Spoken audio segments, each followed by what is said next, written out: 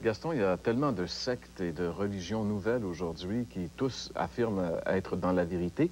Comment savoir, à travers tout ce fouillis-là, qui dit vrai, vraiment? Eh bien, pour répondre à cette question, comment être sûr sur le qui dit vrai, je pense à cette parole du Seigneur que nous retrouvons dans sa prière sacerdotale. C'est dans l'Évangile de Jean, le chapitre 17 et le verset 17 également. Et nous lisons justement cette parole. Sanctifie-les par ta vérité, ta parole est la vérité. Sanctifie-les par ta vérité, ta parole est la vérité.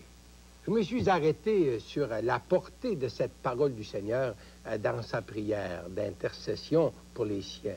Il est clair que pour confirmer ou trouver la vérité et savoir qui dit la vérité, il faut venir à la parole de Dieu, la Bible. Tout ce qu'on entend doit être en harmonie avec la parole de Dieu. Tout ce qui n'est pas conforme à la parole de Dieu doit être rejeté. On ne peut faire de compromis avec Dieu et ni sa parole. Je reviens à cette parole du Seigneur dans sa prière. Sanctifie-les par ta vérité. Rends-les saints, saints de toute erreur par ta vérité. Et s'il souligne ta vérité, c'est qu'il y a tellement de mouvements de nos jours qui se réclament de la vérité, mais qui marchent en ennemi de l'Évangile. Et je cite un texte, une parole dans l'Épître aux Philippiens, chapitre 3, et le verset 18 et 19. Et nous lisons, « Car il y a plusieurs qui marchent en ennemi de la croix de Christ. Ils mettent leur gloire dans ce qui fait leur honte. Ils ne pensent qu'aux choses de la terre. » Il y en a plusieurs qui marchent en ennemi de la croix ou en ennemi de l'Évangile. Le Seigneur, de nous rappeler, on les reconnaît par leurs fruits. Quand la vérité, selon Dieu, la Bible, est mise en pratique, elle libère l'homme, non seulement des fausses doctrines, mais aussi du péché. Quand les dirigeants ou certains dirigeants de certains clergés sont accusés d'immoralité et même de sodomie, c'est que les doctrines qu'ils représentent ne sont pas tout à fait correctes. On pourrait même dire qu'elles sont fausses. Il y avait un texte dans la Bible qui m'a souvent inspiré dans ma petite jeunesse. C'est un texte qu'on retrouve dans le psaume 119 et le verset 9. Et je vous cite ce texte de la parole. « Comment un jeune homme rendra-t-il pur son sentier? En se dirigeant d'après ta parole. » Et le verset 11 qui se continue en disant « Je serre ta parole dans mon cœur, afin de ne pas pécher contre toi. » Oui, la sainte doctrine, ça produit toujours des vies saines et séparées du péché. Est-ce qu'à partir de cela, Gaston, on pourrait dire que finalement, la lecture quotidienne de la Bible, c'est tout simplement ce qui est suffisant pour une vie chrétienne? Ah non, c'est pas certainement suffisant pour la vie chrétienne. Il est vrai que la lecture de la Bible va produire dans la vie de son lecteur un effet sanctifiant, mais il ne faut pas oublier que le but de la parole de Dieu, c'est d'amener l'homme, l'être humain, à connaître le Seigneur, à développer cette connaissance d'intimité avec le Seigneur et à jouir de cette communion avec son Seigneur. Je cite un texte bien connu dans l'Évangile de Jean, le chapitre 14 et le verset 6. C'est une parole qui est connue d'à peu près tout le monde aujourd'hui, qui se lit comme telle. « Je suis le chemin, avait dit Jésus, la vérité et la vie, et nul ne vient au Père que par moi. Je suis le chemin, la vérité et la vie. » La vérité, c'est plus qu'une simple lecture de la Bible, voyez-vous. C'est Jésus qui est lui-même la vérité. La vérité, c'est de me connaître, moi. La vérité, c'est de vous mettre à mon écoute. La vérité, c'est de m'obéir. C'est ce que le Seigneur ici nous enseigne par cette parole.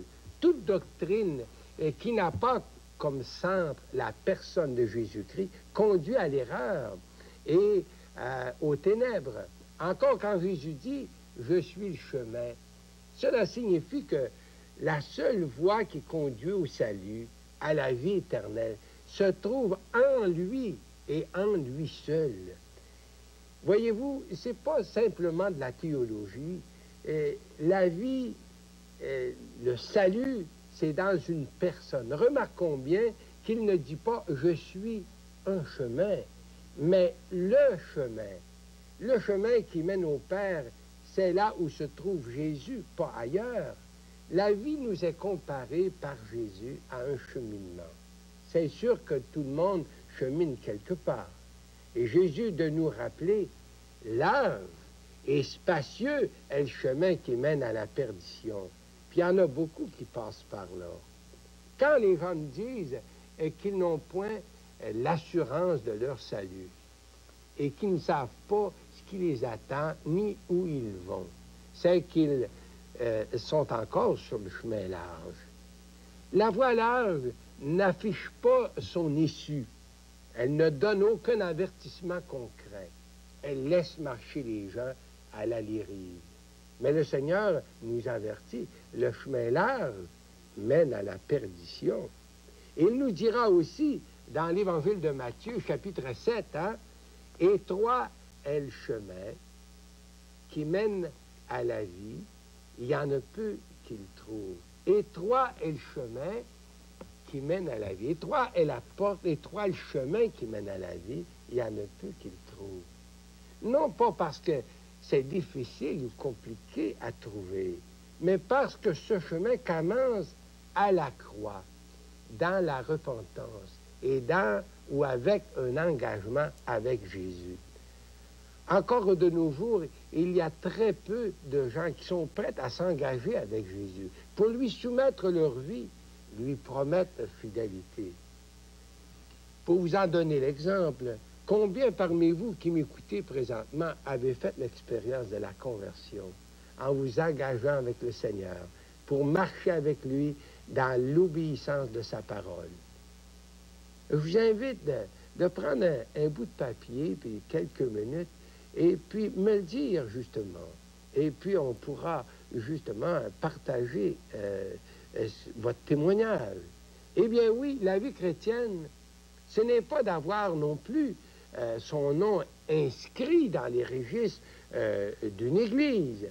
La vie chrétienne commence par une réponse formelle à l'appel de Jésus. Lorsqu'il nous dit « Venez à moi, vous tous qui êtes chargés, fatigués et chargés, et je vous donnerai du repos.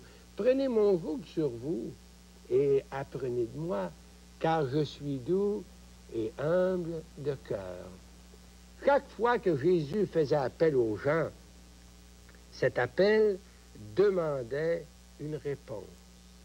Cet appel demandait un engagement de la part des gens.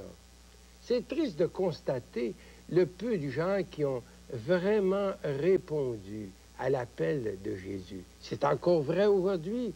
C'est triste de voir qu'il y a tellement peu de gens qui répondent à l'appel de Jésus pour vraiment cheminer avec lui. Est-ce que, Gaston, tu veux nous dire que finalement, on n'a pas besoin de faire partie ou d'appartenir à une religion pour être croyant et marcher avec le Seigneur Jésus, finalement? Ah oui, c'est bien sûr, parce que le Seigneur, il n'est pas venu dans le monde pour instituer une religion quelconque. C'est sûr qu'il bâtit son Église, mais il bâtit son Église avec ceux qui répondent à son appel. Oui, la vie chrétienne ou la vie d'un croyant dépend d'une relation intime avec Jésus par la foi. Je suis moi, avait dit Jésus, le chemin. Je suis moi, la vérité. Je suis moi, la vie. C'est lui la source. Il est la source de la vie. Il n'y a pas de vie spirituelle possible en dehors de lui. Sa prédication, ses messages étaient toujours des appels à lui, à sa personne, à sa suite. En Jean chapitre 7 et le verset 37, Jésus avait dit, « Si quelqu'un a soif, qu'il vienne à moi et qu'il boive. » celui qui croit en moi, des fleuves d'eau vive couleront de son sein. Et je pense à un autre texte de la parole. C'est encore une parole de Jésus en Jean 6, verset 35. Et je cite ce verset, Jean 6, verset 35. « Je suis le pain de vie. Celui qui vient à moi n'aura jamais faim, et celui qui croit en moi n'aura jamais soif. » Quel beau verset, quelle belle grande vérité. Ces appels de Jésus sont toujours actuels, sont toujours son message pour nous aujourd'hui. Et nous, comme les premiers croyants de l'Église primitive, sommes appelés à transmettre le message de Christ. Bien sûr qu'on ne peut pas sauver personne, ni donner l'absolution à personne. C'est Jésus qui sauve. C'est lui seul qui peut pardonner. Or, je sais qu'il y a des religions qui, par l'entremise de leurs ministres, ou même par l'entremise des prêtres, prétendent transmettre la vie spirituelle par ce qu'on appelle le sacrement qu'on administre, le sacrement de baptême ou autre rituel, comme si Jésus avait transmis à ses disciples le pouvoir de transmettre la vie spirituelle, la nouvelle naissance, à qui ils veulent. Mais rien n'est plus erroné que de telles doctrines. De tels enseignements laissent croire que par le baptême reçu à la naissance, on est né de nouveau, possédant la vie spirituelle, quand en réalité, il n'y a pas eu de repentance, ni d'engagement avec le Christ, avec le Seigneur. Il ne faut pas se surprendre.